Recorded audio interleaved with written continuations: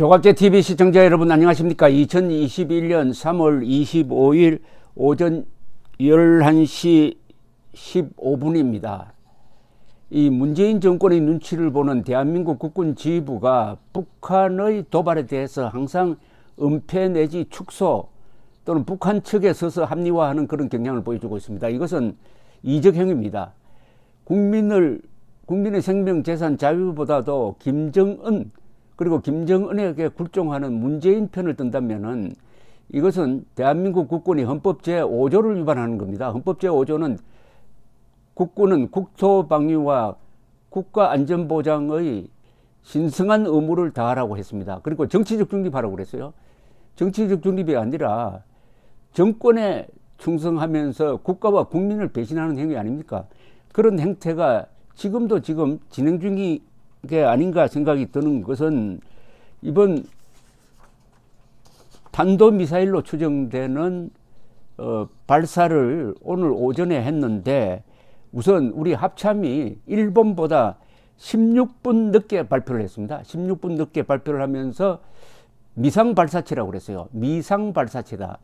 그런데 지금 일본과 미국은 탄도미사일이다. 이것은 유엔 안보리 위반이다. 라고 아주 단정적으로 나오고 있습니다. 그리고 일본에서 지금 정부가 발표하는 정보가 지금 한국에서 발표하는 정보보다 훨씬 더 상세하고 신속합니다. 이거는 지금 청와대뿐만 아니라 특히 한국군 지휘부가 국민들에게 대한 보고 의무입니다. 긴급사안에 대한 보고 의무를 아주 게으르게 처리하고 있다는 거죠. 게으르게. 아마 능력은 있지만 일본보다 더 탐지 기능이 신속하고 정확하지만은 그것을 발표하는 과정에서 눈치를 본다. 적의 눈치를 보면서 국민을 위태롭게 한다? 이거 이적행위 아닙니까? 이적행위. 자, 그래서 제가 일본 NHK 10시 31분 보도입니다. 이 대충 한 45분 전에 보도를 제가 여러분들에게 설명해 드리려고 그러는데 이렇게 두꺼워요. 기사 내용이 이렇게 충실하다 이겁니다. 그만큼 정부가 신속하게 대응했다는 겁니다. 정부에 의하면은 북한은 25일 오전 7시 4분경 그리고 23분 두 차례에 걸쳐 북한의 동쪽 해안에서 한 발씩 발사를 했는데 탄도미사일이다. 동쪽으로 날아갔다. 하나는 420km 날랐고 다른 것은 430km 날랐다. 비행거리까지 나옵니다. 지금 아직도 합참은 가만히 있습니다. 분석하고 있대요. 이게 신속하게 처리해야 될 이거는 기자들에게 비교하면은 특종을 놓친 아주 무능한 기자라는 이야기입니다. 낙하된 곳은 일본의 배타적 경제 수역 바깥으로 추정된다. 항공기와 선박에 대한 피해는 없었다. 스가 총리 대신은 즉각 정보 수집과 분석에 전력을 기울여 가지고 국민에 대해서 신속하고 정확한 정보를 제공하라 라는 지시를 하고 항공기, 선박 등의 안전 확인을 철저히 하게 하라. 만일의 사태에 대비해서 만전의 태세로 임하라 이렇게 지시를 했답니다. 우리나라 문재인 대통령이 지금 뭘 하고 있습니까? 국방장관도 지금 나타나지를 않고 있습니다.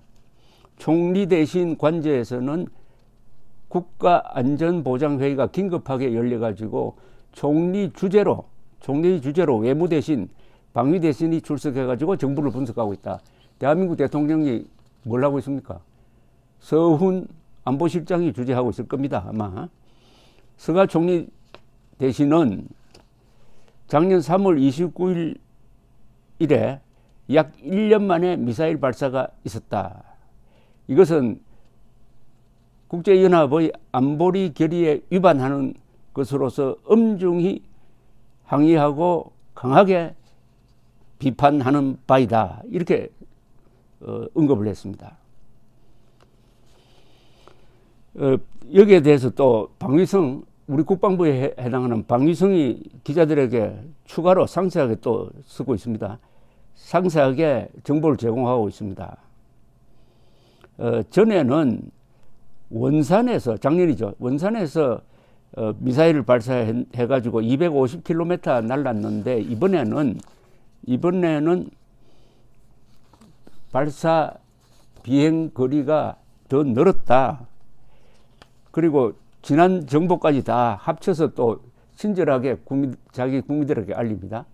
2019년에는 13번 발사를 해가지고 25발을 쏘았다. 작년에는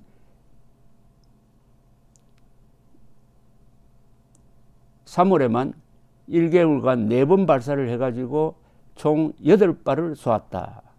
그리고 방위성 관계자에 따르면은 25일 오전 7시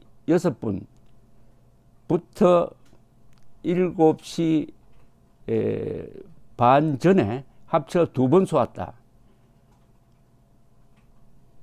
탄도미사일로 추정된다. 탄도미사일로 추정된다는 점을 강조를 하고 있습니다. 또 방위대신이 또 직접 나와서 기자들에게 설명을 합니다. 기시 방위대신은 오전 10시쯤 기자단에 대해서 북한의 동쪽 해안에서 합계 2발의 탄도미사일이 동쪽으로 발사된 것 같다. 종래부터 갖고 있던 스커드 미사일의 궤도보다도 낮은 고도로 100km 미만, 그러니까 고도가 100km라는 겁니다. 고도가 100km 미만, 약 450km를 날아갔다고 추정된다. 통상보다 높게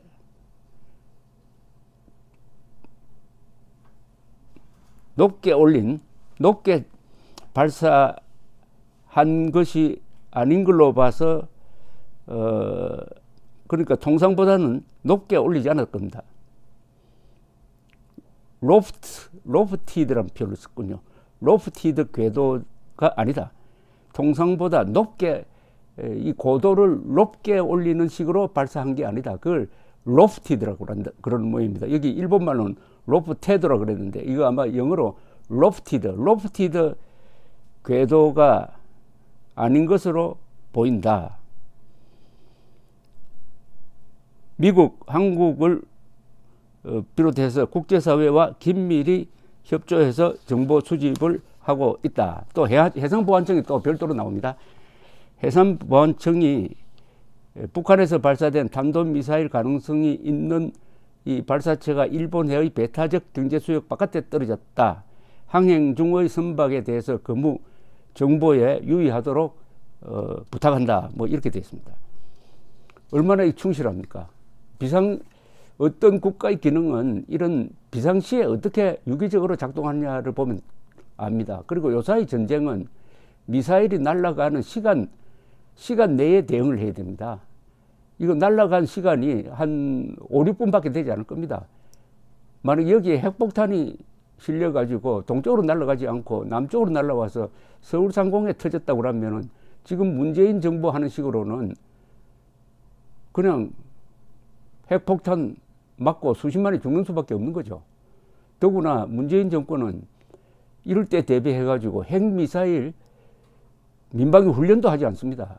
여러분, 핵미사일이 떨어졌을 때 어디에 대피하십시오 하는 이야기를 들어본 적 있습니까? 그런데 지진이 나면 어디로 대피하라는 이야기는 합니다.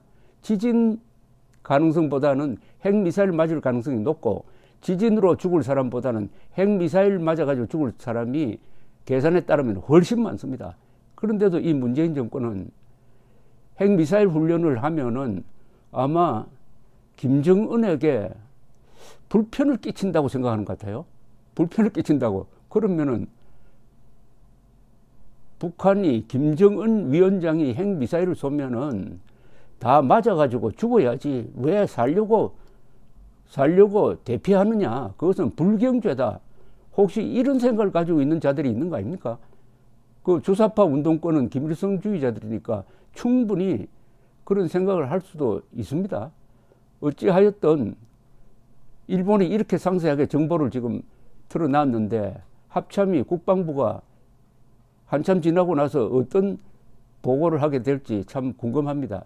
이 기자들 사회에서 특종 반대말이 낙종이라고 합니다. 특종을 빼앗긴 기자는 아주 스트레스를 많이 받습니다. 그리고 동료 기자들로부터 아주 경멸을 받습니다. 이 문재인 정권이 지금 특종을 일본에게 빼앗긴 낙종한 기자꼴이 되고 말았습니다. 대한민국 국군이 이런 대접을 받아도 되겠습니까? 대한민국 국군은 20세기, 21세기에 걸쳐서 이스라엘 군대와 더불어 국가의 성립과 국가의 방어, 그리고 경제개발, 민주화, 이런 전 과정을 통해서 가장 좋은 역할을 한 위대한 군대입니다. 대한민국 국군은 건국의 초석, 호국의 간성, 근대화의 기관차, 민주화의 울타리 역할을 해가지고 이제는 자유통일로 나아가는 길을 열어야 될 대한민국 국군이 문재인 정권의 불법적이고 위헌적인 명령까지 맹종하다가 결과적으로 김정은 앞에서 아주 초라한 모습으로 되어 있습니다. 역대 국방장관, 역대 합참의장 책임져야 합니다. 만약 이번에 우리 국방부 입에서 미상 발사체는 알고 보니까 탄도미사일이었습니다 라고 발표가 나온다면은 망신하는 거죠. 그 다음에 반드시 이것은 유엔 안보리 위반이라는 말이 나와야 됩니다. 외교부와 국방부가. 그 말이 안 나온다면은 그때부터는 이 문재인 정권과 이 국방부 지휘부는 국적이 어딘지를 물어야 됩니다. 김정은 편이냐 국민 편이냐를 물어야 됩니다. 국군입니다. 국민의 군대고 국가의 군대입니다. 감사합니다.